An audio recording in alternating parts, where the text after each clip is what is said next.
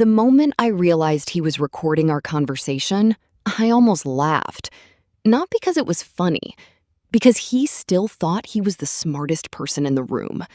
He sat across from me in a glass-walled conference room, leaning back with the same smug confidence I remembered from years earlier.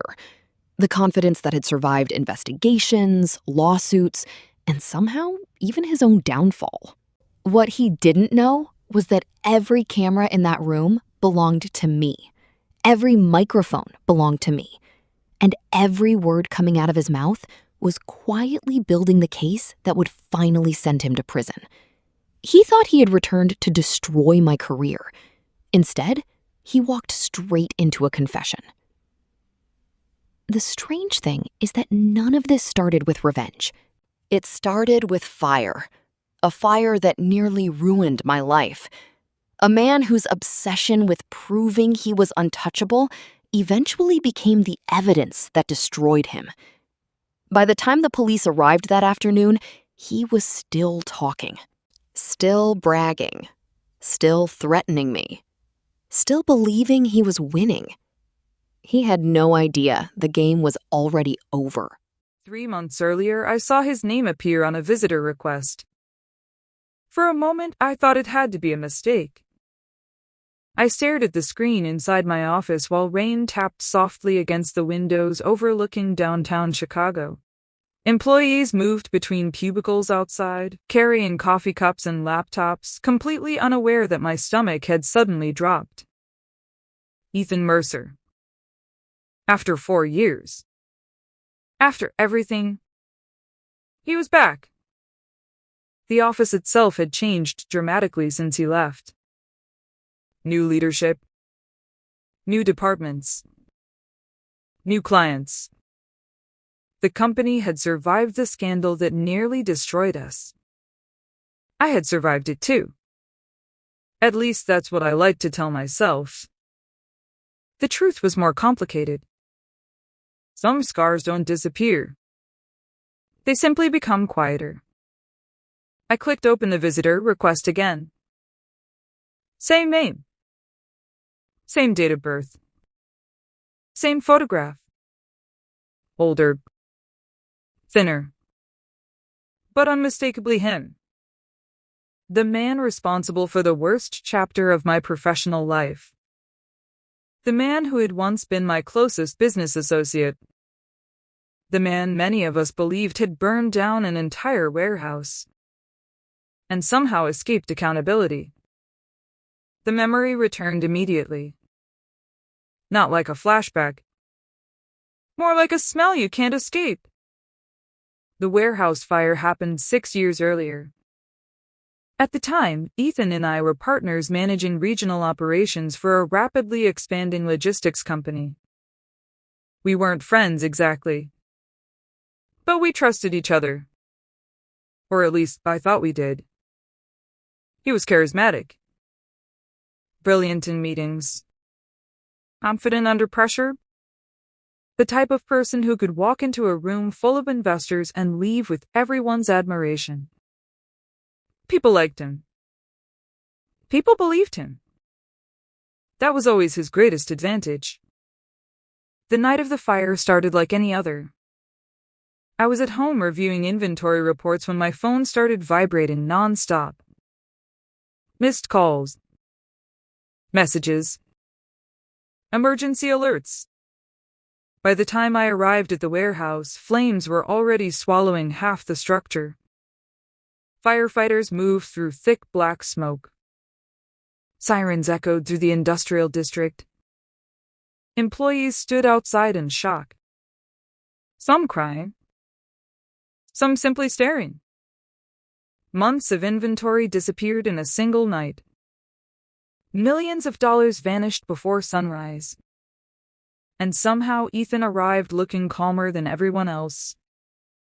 I remember that detail clearly. Too clearly. While executives panicked and managers shouted into phones, Ethan remained strangely composed. Observing. Calculating. Watching. At the time, I dismissed it. People react differently under stress. That's what I told myself. Later, I would replay that image thousands of times. The investigation lasted nearly a year. Insurance specialists, forensic teams, private investigators, and law enforcement. Everyone searched for answers. Rumors spread quickly. Employees whispered about financial motives, missing records, unusual transactions, disappearing equipment. Every path seemed to point toward Ethan. Yet nothing could be proven. Nothing. Every suspicious document had an explanation. Every inconsistency had a justification. Every accusation collapsed under scrutiny. The evidence never quite reached certainty. And certainty is what courts require. Eventually, the case stalled. No charges. No convictions. No justice. Just questions. What happened next damaged me more than the fire itself. Because when investigators couldn't prove who caused it, people started looking elsewhere. Looking at me. As Ethan quietly defended himself, anonymous accusations began circulating through the company. Suggestions, rumors, whispers. Nothing direct. Nothing traceable. Just enough to create doubt. I lost opportunities. Lost promotions. Lost professional relationships I had spent years building. And somehow Ethan walked away appearing almost untouched. Within 18 months, he accepted a position elsewhere and disappeared from our lives. Or so I thought. Now his name was sitting on my computer screen again. Like a ghost returning to unfinished business. I stood and walked toward the floor-to-ceiling window. The city below shimmered beneath gray clouds. Traffic crawled through wet streets. For several minutes I simply watched the rain. Thinking back. Remembering. Trying to understand why he had come back. People don't usually revisit places tied to their greatest failures. Unless they're looking for something. Or someone. My assistant knocked gently on the door. Everything okay? I turned. Forced a smile. Why? You've been staring out that window for 10 minutes. I laughed softly. Just thinking. She hesitated. About the visitor request? My eyes shifted toward her. That surprised me. You saw it? Half the office has already seen it. A cold feeling settled in my chest. News traveled fast, especially bad news. What's everyone saying? She looked uncomfortable. The same thing they always said. And there it was. The thing nobody wanted to say aloud. Even after all these years. Even after investigations. Even after failed lawsuits. People still associated Ethan Mercer with destruction. The following Tuesday he arrived. I saw him before he saw me. The lobby smelled faintly of polished wood and fresh coffee. Morning sunlight spilled across the marble floor while employees moved through security checkpoints. Then the elevator doors opened. And there he was. Walking into the building like he belonged there. Dark suit. Confident posture. Calm expression. Almost unchanged. Except for his eyes. There was something different in them. Something colder. Harder. Like a man carrying an argument that had lasted years. He looked around slowly. Taking everything in. The offices.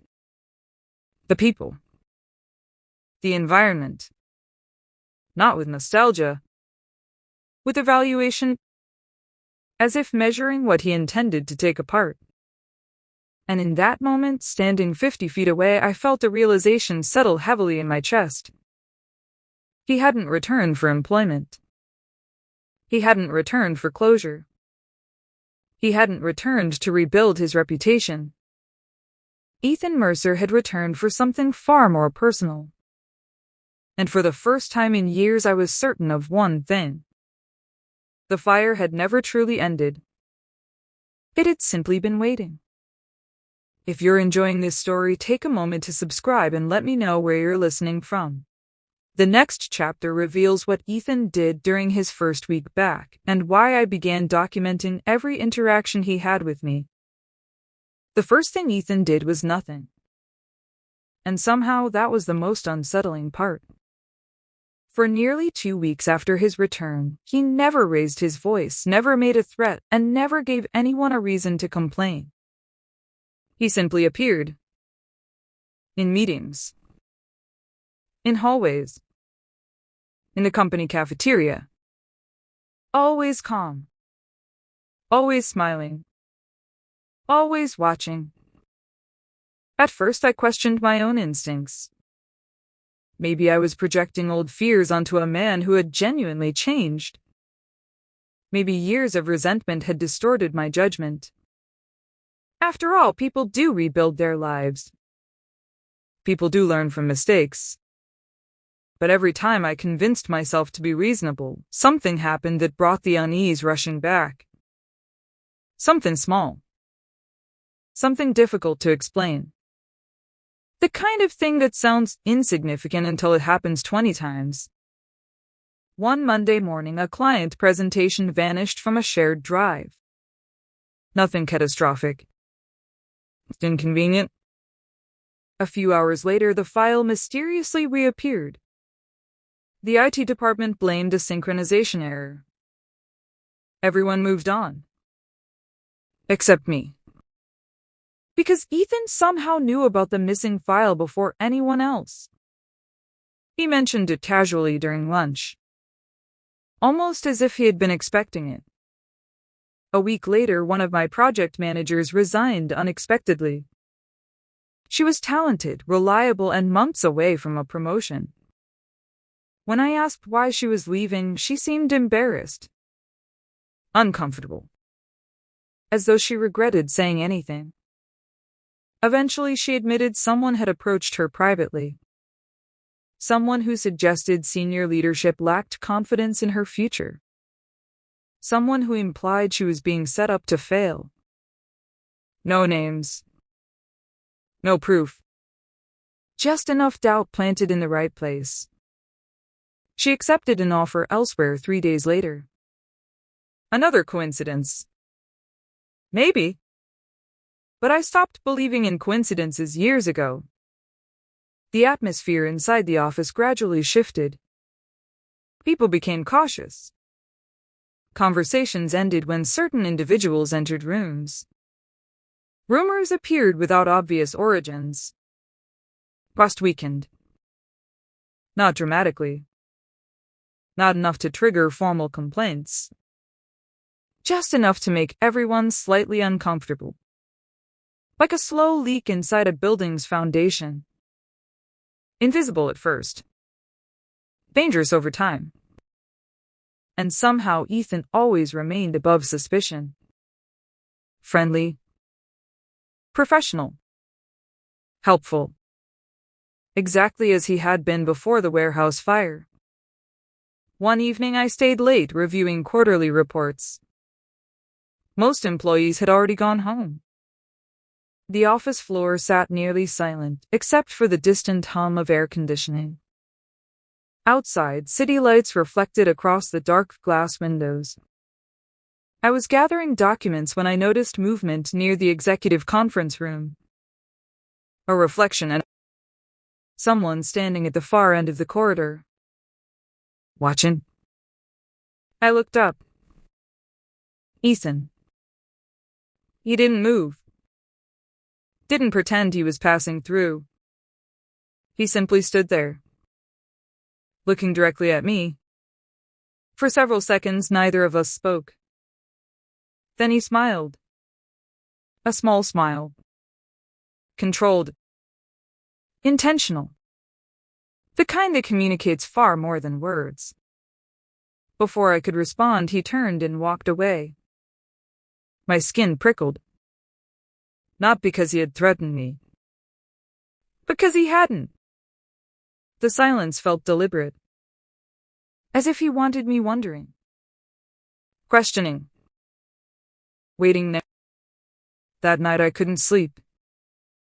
Rain tapped softly against my bedroom window while the clock beside my bed crawled toward 2 a.m. My mind kept replaying that smile. That hallway. That look. Eventually I gave up and opened my laptop. I started reviewing old records from the warehouse investigation. Documents I hadn't touched in years. Insurance reports. Interview transcripts. Photographs. Timelines. Thousands of pages. Most of it led nowhere. Until I found something strange. A note buried inside an investigator's summary. One paragraph. Easy to miss. At the time, it seemed irrelevant. Now it stopped me cold. A witness had reported seeing Ethan near the warehouse hours before the fire. The statement was never used. The witness later withdrew cooperation. No explanation recorded. Case closed. Evidence insufficient. Move on.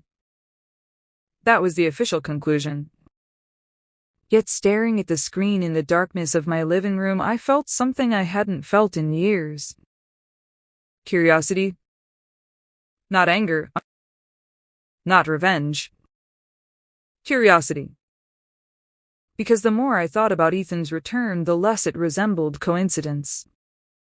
The following week provided another reason to pay attention. A major client requested an emergency meeting. One of our largest accounts. A relationship worth millions. The client claimed they had received anonymous information suggesting financial irregularities within our division. The allegations were false. Completely false. But the damage wasn't in the accusation. The damage was in the doubt. Questions create fear. Fear creates hesitation. And hesitation costs money. By the end of the meeting, we managed to reassure them. The account stayed intact. But barely. Someone had deliberately tried to undermine us. Again. That afternoon I called our head of security. Not because I had proof. Because I had instincts. And my instincts had been screaming for weeks. We reviewed access logs, visitor records, building footage. Nothing obvious emerged. No smoking gun. No dramatic discovery. Just fragments. Tiny details. Individually meaningless. Collectively disturbing. Ethan seemed unusually interested in departments unrelated to his responsibilities. He appeared in areas where he had little reason to be. He asked questions nobody else asked. Collected information nobody else needed. Always politely. Always professionally. Always justifiable. Yet somehow wrong. A few days later, everything changed. I was leaving work when my phone buzzed. An unknown number. Normally, I ignore those calls. For some reason, I answered. Then breathing. Slow. Measured. Finally, a voice. Still working late? My heart froze. I recognized the voice instantly. A soft chuckle answered. I was wondering how long it would take. I looked around the parking garage. Concrete pillars. Fluorescent lights. Rows of parked vehicles. Suddenly, every shadow seemed larger. Why are you calling me? Another pause. You always were observant. Say what you want. He laughed quietly. Not loud. Not dramatic. Just confident. You know what bothers me most, Claire? The use of my name felt deliberate. Personal. Calculated. I spent years paying for things I didn't do. My grip tightened around the phone. And you spent years helping people believe the worst about me. There it was. The first crack. The first glimpse beneath the mask. Not an apology. Not reconciliation. Resentment. Years of it. Carefully preserved. I never accused you publicly. Didn't need to. His voice sharpened slightly. People followed your lead. I remained silent. Listening. Observing. Because something important was happening. For the first time, emotion was leaking through. Real emotion. Not the polished version he showed everyone else. The controlled professional image was slipping. Only slightly. But enough. Then he said something that stayed with me long after the call ended. Something I couldn't stop thinking about. You know what's interesting about fire, Claire? My pulse quickened. The parking garage suddenly felt colder. What? Another pause. Long enough to be intentional. It spreads much further than people expect. The line disconnected. Just like that. No goodbye. No explanation. Nothing. I stood alone between concrete columns, staring at my phone. And for the first time since Ethan returned, I stopped asking whether he was targeting me. The answer was obvious now. The real question was why.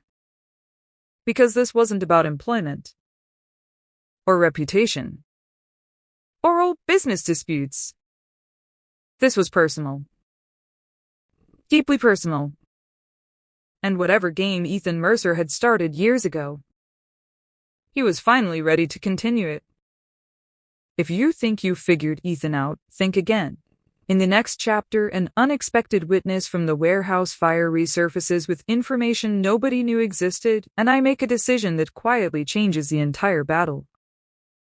For 3 days after the phone call, I told no one. Not security. Not human resources. Not even my closest colleague. I simply listened. Watched. Waited. Because experience had taught me something uncomfortable. When someone wants to intimidate you, they often reveal more by believing you're afraid than by knowing you're prepared. So I said nothing. And Ethan became bolder. The following Thursday, the city woke beneath a blanket of dense fog. From my office window, entire buildings seemed to disappear into the gray morning sky. Employees arrived carrying umbrellas and coffee cups, complaining about traffic and weather. Everything felt normal. Until my receptionist called. Claire, there's someone here asking for you. Oh. A brief pause. He says his name is Robert Gaines. The name meant nothing at first. Then it hit me. Like a forgotten photograph suddenly coming into focus. Robert Gaines. A former warehouse supervisor. One of the last people interviewed during the fire investigation. The witness who had withdrawn his statement. The witness whose testimony had quietly vanished from the case file. For a moment, I simply stared at the phone. Send him up. When Robert entered my office, I barely recognized him. The energetic supervisor I remembered had aged considerably. His hair had gone gray. Deep lines framed his eyes. His shoulders carried the weight of someone who had spent years avoiding a conversation. He looked nervous. Not guilty. Nervous. As though walking into my office had taken months of courage. Thank you for seeing me. I gestured toward a chair. After all these years, I have to admit I'm curious. He managed a weak smile. You should be. For several moments, neither of us spoke. The silence felt heavy. Robert kept looking toward the window. Toward the floor. Anywhere except directly at me. Finally, he exhaled. I saw him that night. The words landed softly, yet somehow felt louder than shouting. I leaned forward. Ethan. Robert nodded. I saw him near the warehouse. The room suddenly felt smaller. Every sound outside my office seemed to disappear. Why didn't you testify?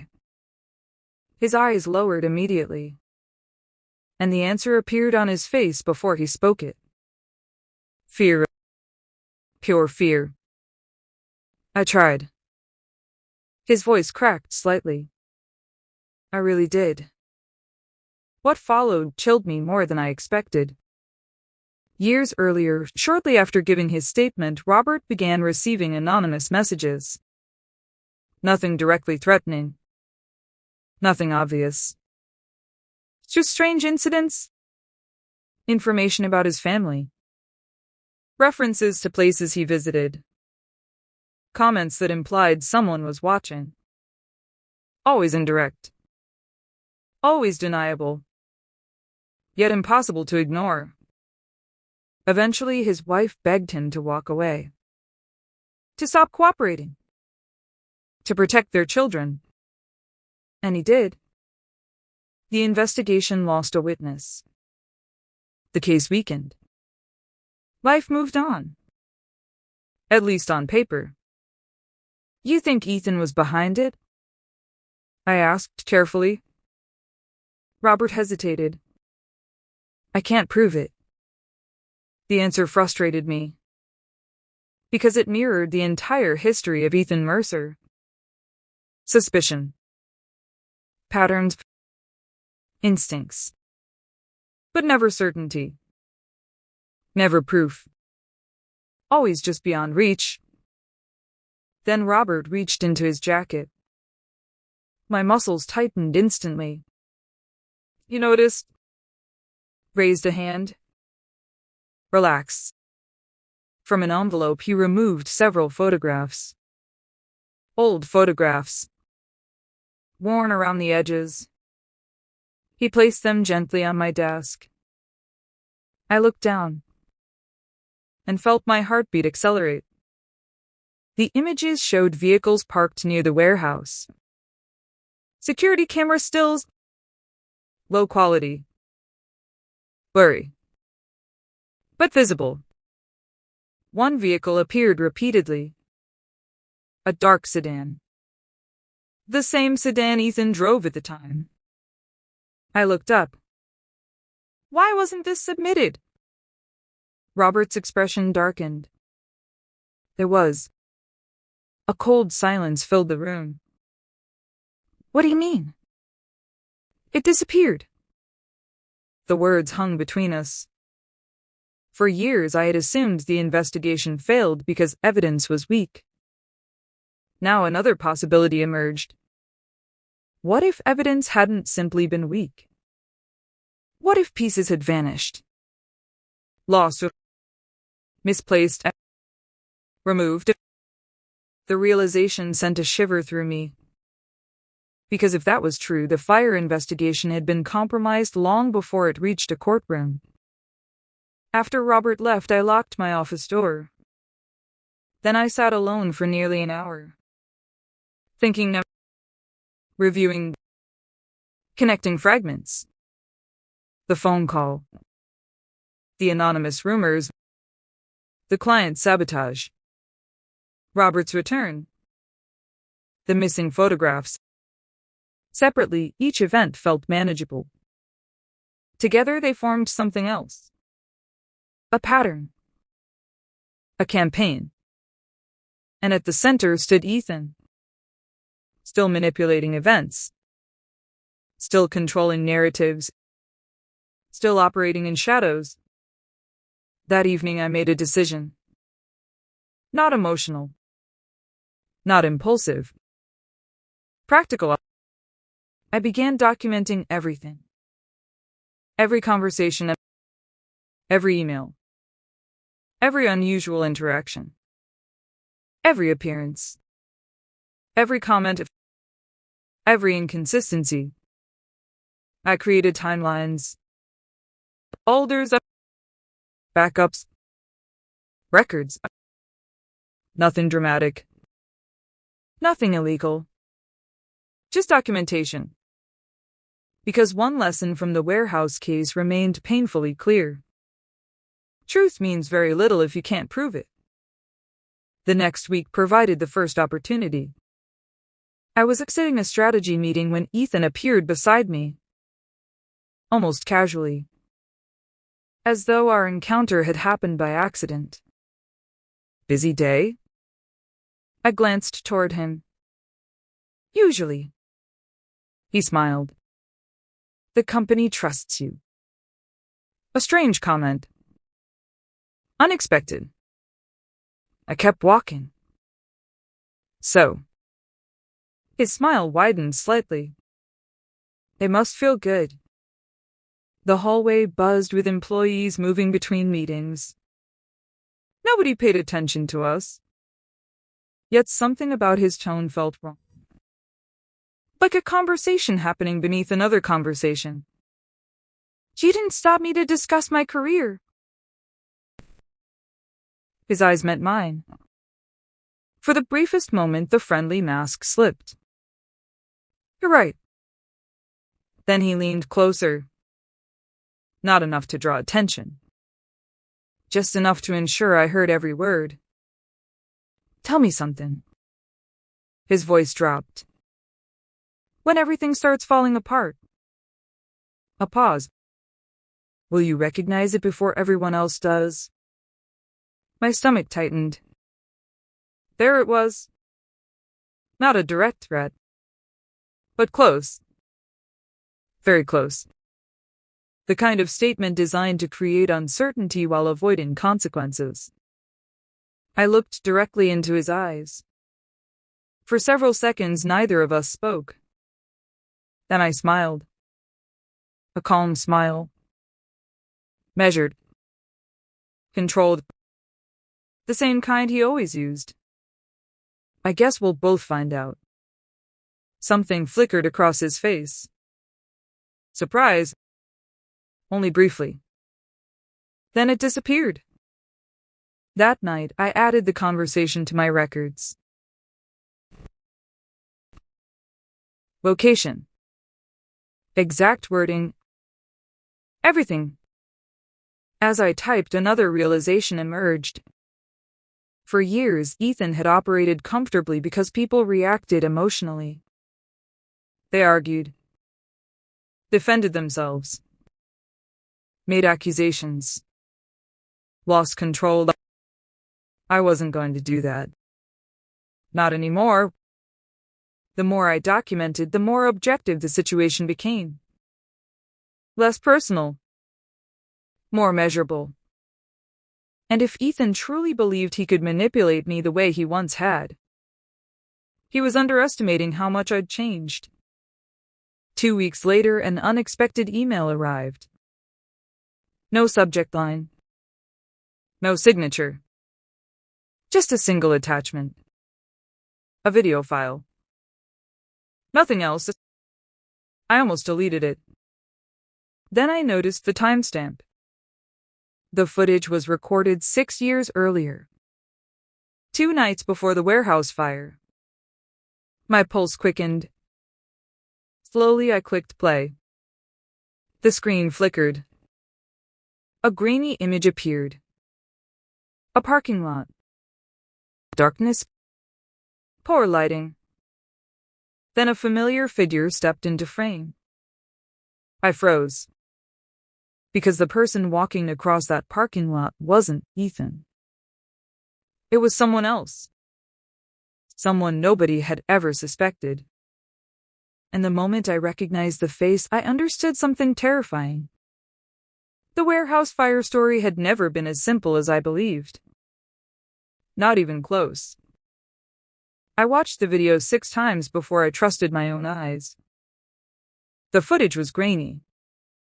The timestamp flickered. The parking lot was poorly lit. Yet the face was unmistakable. Not Ethan. Not an employee. Not a contractor. Not anyone who had ever appeared in the official investigation. It was Victor Hale, the company's former chief financial officer. A man who had resigned less than 6 months after the warehouse fire. A man everyone had forgotten. Including me. I sat alone in my office long after sunset. The glow from my computer screen reflected against the glass walls while the rest of the floor emptied around me. Victor Hale. Why was he near the warehouse 2 nights before the fire? And why had nobody ever mentioned it? The more I thought about it, the stranger it became. Victor wasn't involved in warehouse operations. He had no reason to be there. At least none that made sense. The anonymous email provided no answers. Only questions. And one uncomfortable possibility. What if Ethan wasn't the architect of everything? What if he had been involved in something larger? Something hidden beneath the official story. The next morning I contacted Robert. Carefully. Without mentioning the video. When I asked whether Victor Hale's name had ever surfaced during the investigation, a long silence followed. Then Robert sighed. "You're digging into dangerous ground." The response immediately got my attention. "Dangerous how?" Another pause. "Some people benefited from that fire." That sentence stayed with me all day. Some people benefited.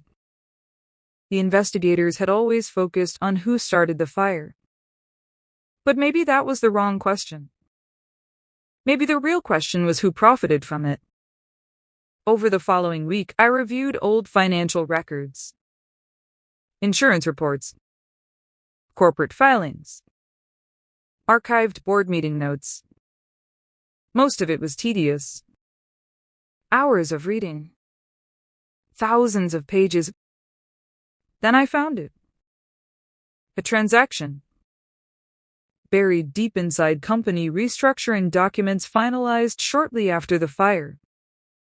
The destroyed warehouse had accelerated an insurance settlement. That settlement funded a corporate reorganization. And several executives received substantial performance bonuses tied to that restructuring. Including Victor Hale.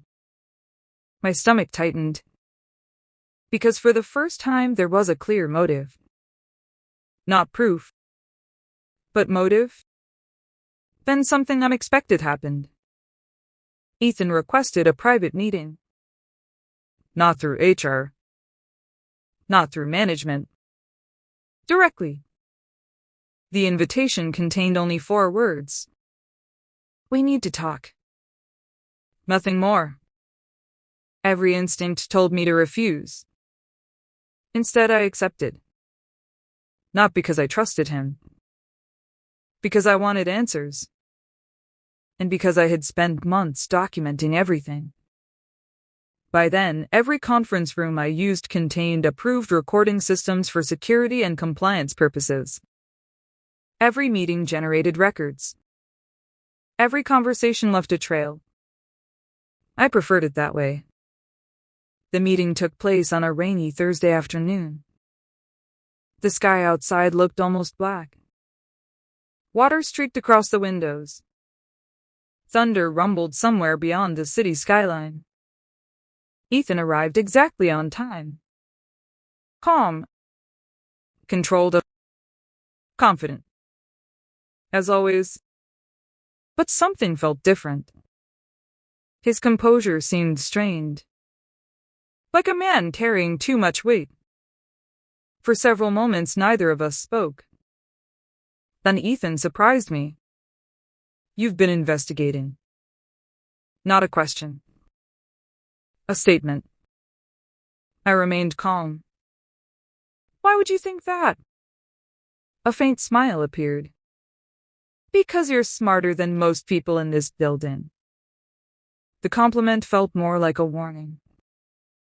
Then he leaned back, exhaled slowly, and said something I never expected. "I didn't start the fire." I studied him carefully. Years earlier, I would have immediately challenged him. Now I simply listened. Because people reveal more when they believe they're being heard. "I was there," he continued. "I know how that sounds." Outside, rain hammered against the glass. The room suddenly felt very quiet. I was supposed to move inventory records. His eyes drifted toward the window. "Victor asked me to." The name landed heavily between us. Victor. Exactly as the video suggested. For nearly 20 minutes, Ethan talked. Not dramatically. Not emotionally. Just steadily. As though years of pressure were finally escaping. He described meetings. Financial problems. Corporate pressure. Insurance concerns. Executive decisions. Nothing directly criminal. Nothing immediately explosive. But enough to reveal a disturbing pattern. Victor had been manipulating information long before the fire. Long before anyone suspected trouble. Then Ethan made a mistake. A small mistake. The kind caused by pride. The kind caused by ego. The kind that destroys people. He started bragging. At first it was subtle. Comments about how investigators never understood what really happened. Remarks about how easily people could be influenced. Observations about controlling narratives. His tone gradually changed. Growing more confident. More arrogant. More careless. I recognized the shift instantly. Because Robert had once described the same behavior.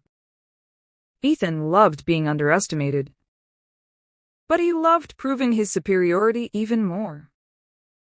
And that weakness was finally surfacing. The conversation stretched longer. 40 minutes. Then 50. Then over an hour. Each answer led to another question. Each explanation revealed another contradiction.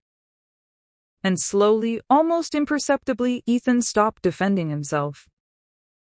He started performing. Showing off.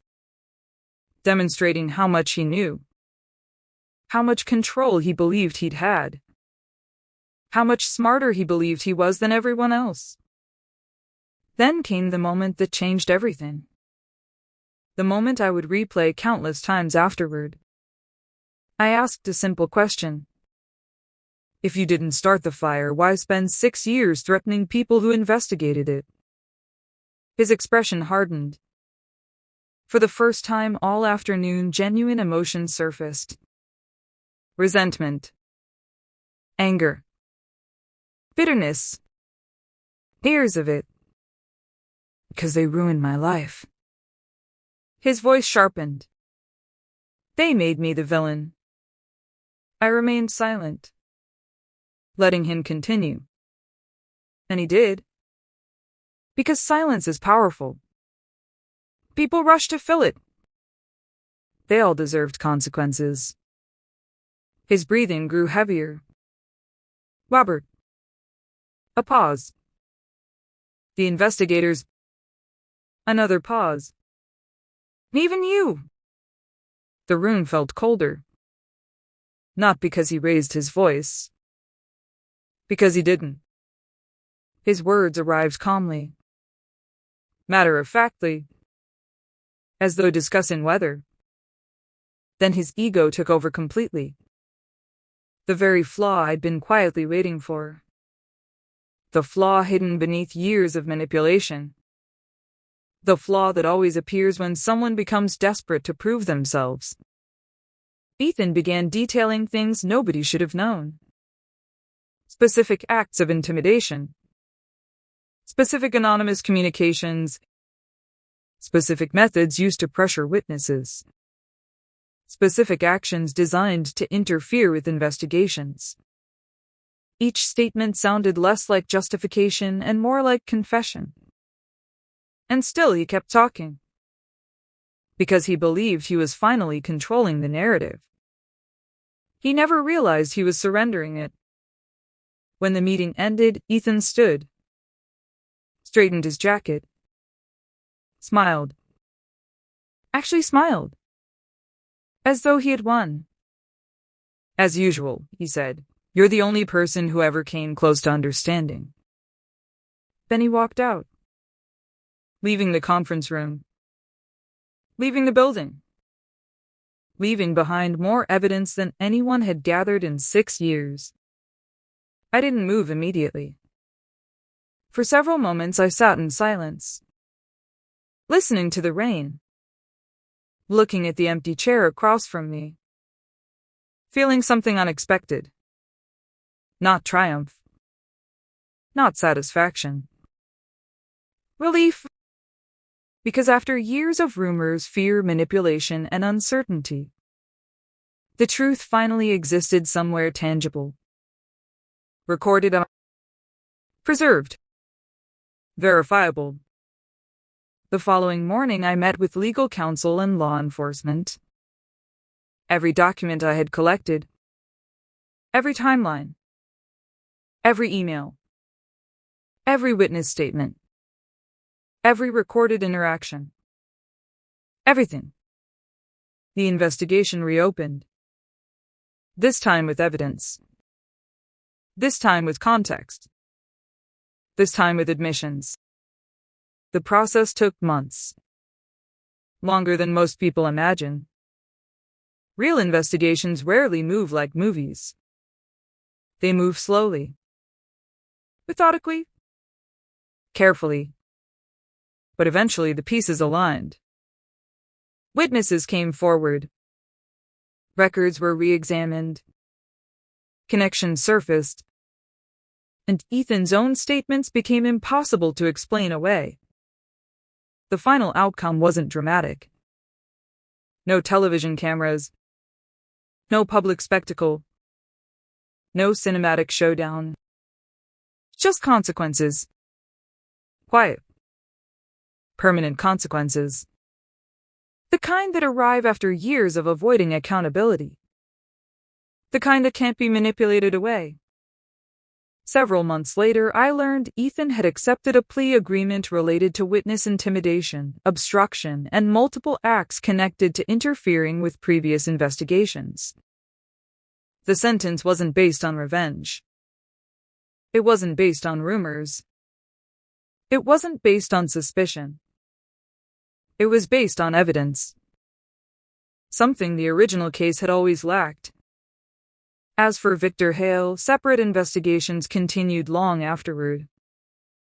Some questions were answered. Others never were. Life rarely provides perfect endings. Sometimes the truth arrives in fragments. Sometimes entire pieces remain missing. And sometimes closure means accepting that not every mystery will be solved. People occasionally ask whether I hate Ethan. The answer surprises them. I don't. Hatred requires energy. And after everything that happened, I was tired of giving him mine. What I feel now is simpler. Perspective. Because in the end, his downfall wasn't caused by me. It wasn't caused by investigators. It wasn't caused by bad luck. His downfall came from the one thing he could never control. His own ego. The same ego that convinced him he could intimidate witnesses. The same ego that convinced him he could manipulate every narrative. The same ego that convinced him he could sit across from me and explain his actions without consequences. He walked into that room believing he was reclaiming power. Instead, he surrendered it. And he never even saw it happening. Years later, whenever rain taps against office windows, I still think about that afternoon. Not because of the confession. Not because of the investigation. But because of a lesson I nearly learned too late. Truth is fragile. Memory is imperfect. And justice often arrives much slower than we want. But patience has a way of exposing what pressure cannot. Sometimes the loudest people reveal themselves. Sometimes silence wins. And sometimes the person seeking revenge becomes the author of their own ending. If this story stayed with you, remember to subscribe, share your thoughts below, and tell me what lesson stood out most to you. Because some battles aren't won through force. They're won through patience. And through knowing exactly when to listen.